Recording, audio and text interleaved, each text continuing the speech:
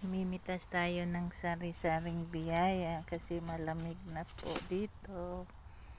Kahit maliit pa po siya. Kahit maliit na talong, makakain din yan. Dito yung mahawagang basket.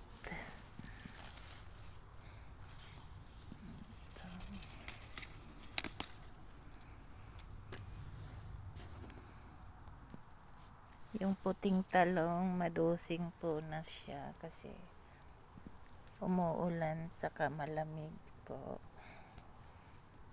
Pero pwede pambalatan yan at kainin. Sitaw. Bubunutin na natin, din na natin gugupitin kasi wala na rin po yan. Lamig na rin po. Pero malulusog pa sila. Tapos yung I love you so much. Ayan. Ito, masisira na rin po yan siya. Tapos may Pilipinong kalabasa. Pitasin na rin natin. Ayan. Namitas din tayo ng mais.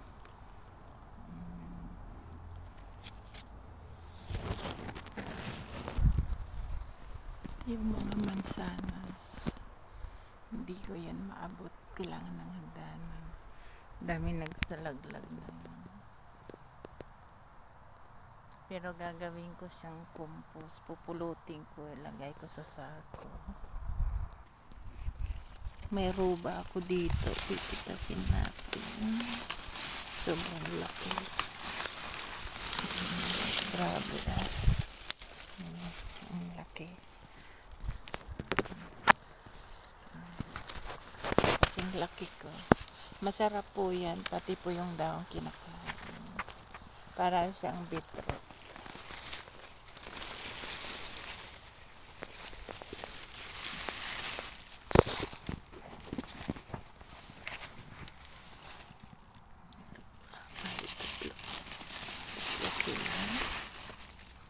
Ito, sobrang laki.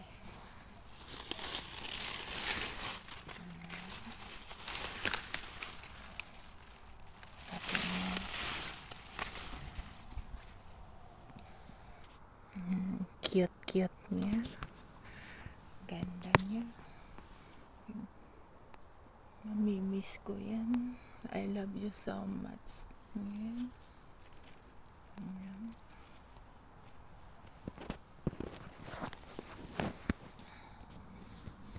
Ito, tinungtong ko dyan para hindi masira.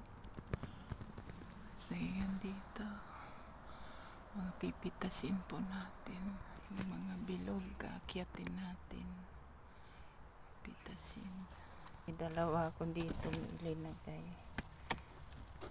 Kukunin na natin.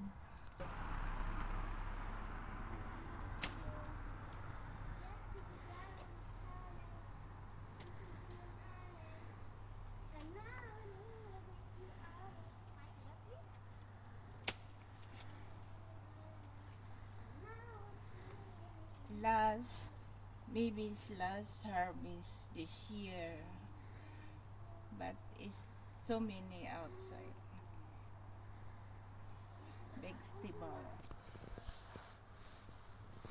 Ito po, hindi ko po alam kung kailan ko po siya tatanggalin. Napakalusog kasi niya. Happy sila. Tapos yung alugbati. Ito pa siya. Ayun pa. Mayroon pa sa farm. Tingnan nyo po ang taas. Mas mataas pa sa akin, no? Ang taas niya.